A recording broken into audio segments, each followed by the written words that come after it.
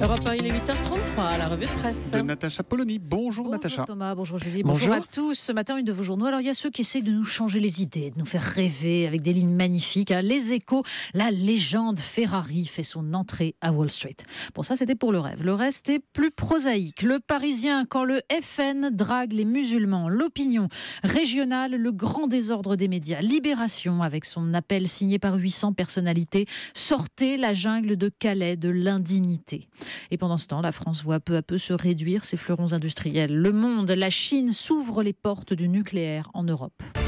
On y va donc par catégorie ce matin et on commence avec les Français musulmans. Mais oui, puisque malheureusement, on fonctionne électoralement par catégorie, même si le Parisien doute que le FN puisse réellement convaincre cet électorat. Mais le plus intéressant, en fait, dans l'article, ce sont les témoignages de ces Français de Montfermeil. Nabila qui affirme « Je suis musulmane, mais je ne trouve pas normal qu'il y ait autant de clandestins qui rentrent ». Et curieusement, on tourne la page du journal, on passe à un autre sujet, donc un article intitulé « Séance de rattrapage agitée pour Hollande ». Vous savez, un article consacré à son déplacement à la Courneuve 10 ans après les émeutes.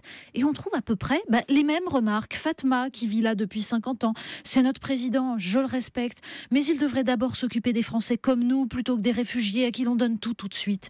Oui, l'article évoque aussi les gardes du corps du président, la sortie par la porte arrière du bâtiment pour éviter de croiser les mécontents.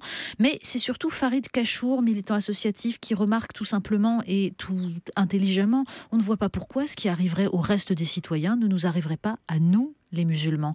En fait, le sentiment d'abandon est en France la chose du monde la mieux partagée. François Hollande a quitté la banlieue hier. Nous, on y reste pour parler de l'école. Mais oui, parce que sur ce même déplacement, le journal L'Opinion rappelle cette réflexion surréaliste de Gilles de Robien, ministre de l'Éducation nationale, regardant en 2005 les images des émeutes urbaines. Il va quand même falloir leur apprendre à lire. Je vous jure, il a déclaré ça. 2 mois après, il sortait sa circulaire prétendant rendre obligatoire la méthode syllabique, ou comment gâcher un débat crucial avec des caricatures. 10 ans après, nous dit L'Opinion, 20% des jeunes de 15 ans ont des difficultés de compréhension à l'écrit. Seuls 33% des enfants entrent en 6e en étant vraiment à l'aise avec la lecture. Alors aucun lien vraiment avec le taux de chômage en banlieue ? Les Échos consacrent une page à l'expérience formidable de l'association Espérance Banlieue.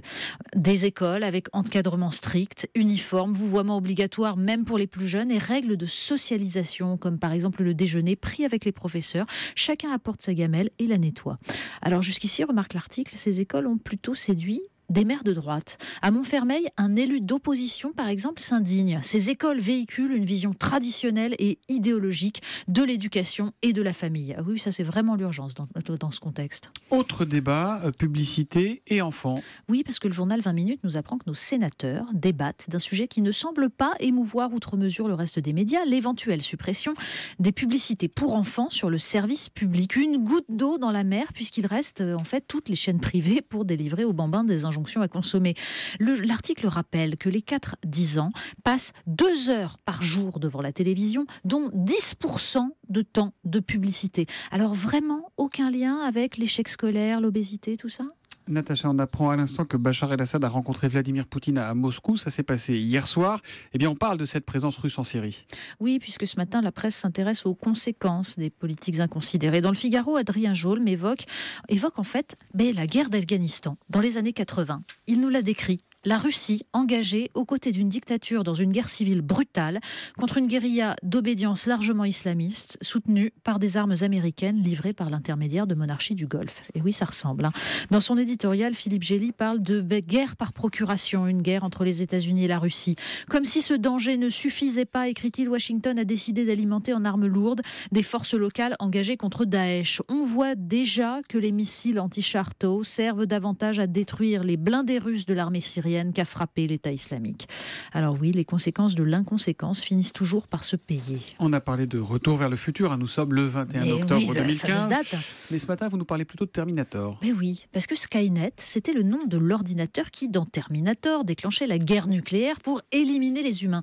Eh bien, Le Monde nous apprend que c'est aussi le nom d'un programme américain qui utilise des algorithmes se fondant sur les données des téléphones portables pour déterminer les cibles terroristes à éliminer par drone. Alors, pas la peine de changer changer la puce du téléphone ou même le téléphone lui-même, en fait, on n'échappe pas à cette surveillance par des données très complexes de calcul, etc.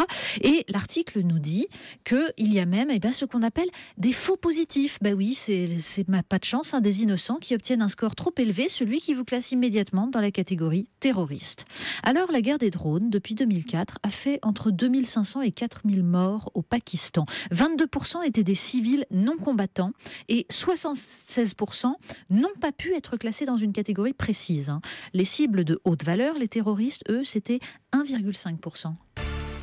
On termine à table, tiens, ça va faire du bien. Mais oui, parce que la presse s'inquiète de la montée des tensions entre Israéliens et Palestiniens, bien sûr. Et bien 20 minutes nous raconte qu'un restaurant de Kfar Vitkin, en Israël, offre une réduction de 50% aux clients arabes et juifs qui partageraient la même table. C'est une jolie initiative. Mais il y a des complications imprévues qui peuvent surgir. Les pages Sciences et Médecine du Monde consacrent un article à une étude publiée dans une revue scientifique très sérieuse et intitulée « Que pourrait manger un juif voyageant dans le temps ?» Ben oui, les dinosaures étaient-ils cachers ? Ça vaut le coup de se poser la question, franchement.